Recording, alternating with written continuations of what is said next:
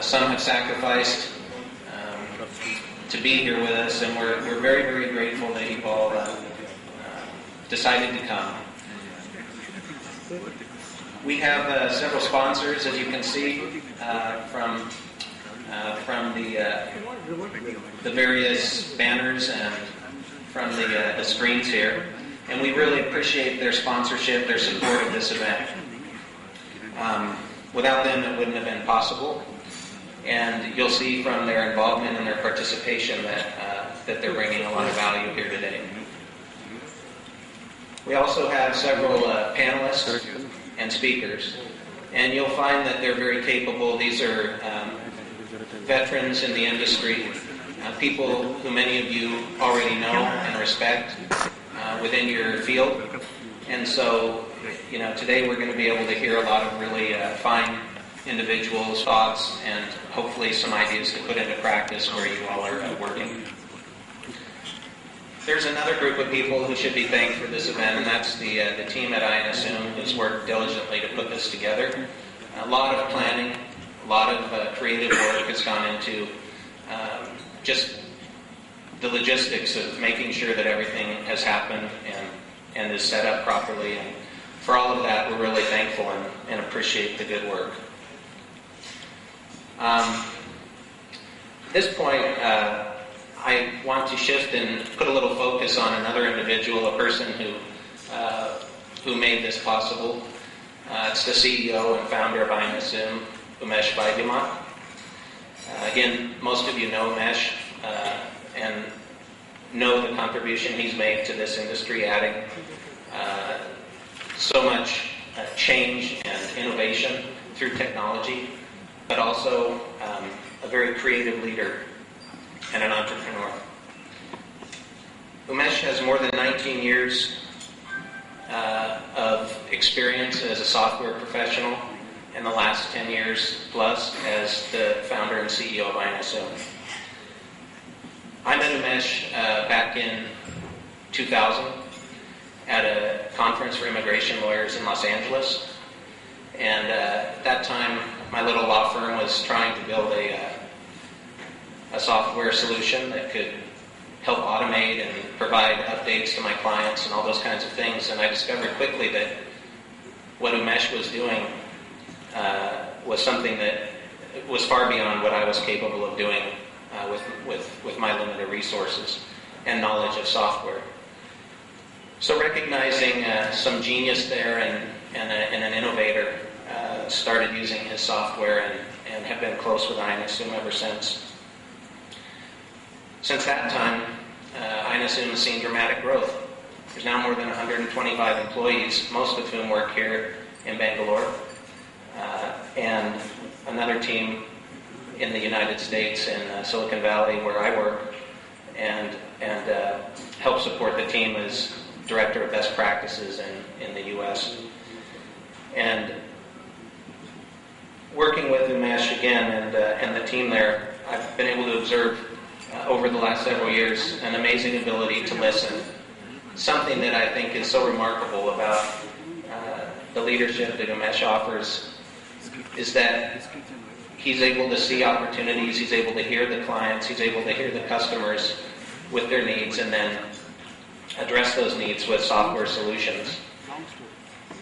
Across the last 10 years, things have changed. A lot of companies are now sending people not just to the United States, but all over the globe more and more. And so the software is adapted to address that situation, providing forms to over 88 countries and compliance tools to help manage the overall process so that you're not left wondering what's happening with that employee in such and such country.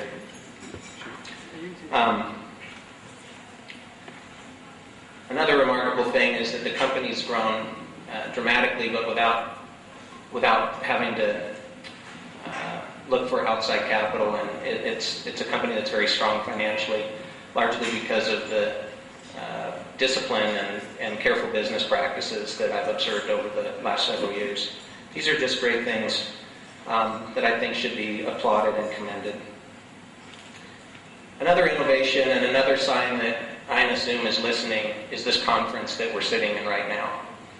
There's clearly a need. There's clearly a void, if you will, in the industry, finding the information that you as professionals in the immigration field in this part of the world, that you need a forum where you can come and communicate and network and find opportunity to learn the things that are most relevant to you. And we'll be hearing from Umesh a little bit more about that in a few minutes. As I learn more and more about Indian culture, I've been able to draw a few parallels between at least one popular figure and the man Umesh Vaidyaman. Maybe many of you know who I'm thinking about is Rajinikanth. It's true. He's a hero on many levels. You'll be hearing more about Rajini today just because that's fascinated my mind, and I've become captivated on the thought of this rowboat and everything else that's going on. But I'm a fan, and so just to summarize some of these thoughts, I would say that if at first you don't succeed, you're not Rajinikanth or Umesh Vaidyaman. These are similar men in many ways, like I said. I want to introduce to you now Umesh Vaidyaman, who will proceed and tell you a little more about his thoughts on this conference and the opportunity we have today.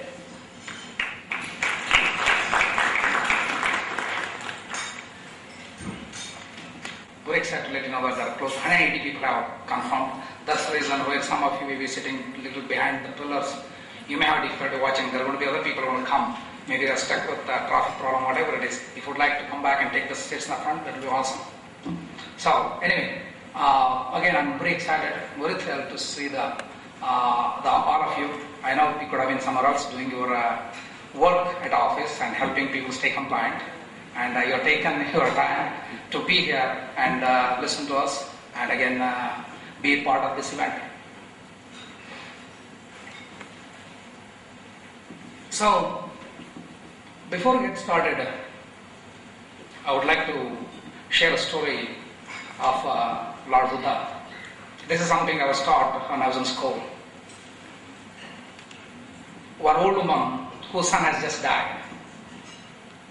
And she's crying, and her neighbor tells her, you know what, in the outside of the village, under a tree, there is a saint, his name is Buddha. You go and talk to him. He might be able to bring your son back to life. It's because he's a God man.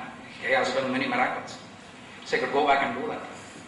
Then the mother, cryingly taking her son in her arms, runs to the Buddha and tells him, he is the only son that I got. I want him to make him alive, bring back his life. And Buddha tries to convince her, you know what? I really can't bring him back to life. But the mom doesn't listen. She wants her son back. Then he tells her, okay, I need an ingredient to bring him back to life. All I want you to do is go back to the village, get me a grain of salt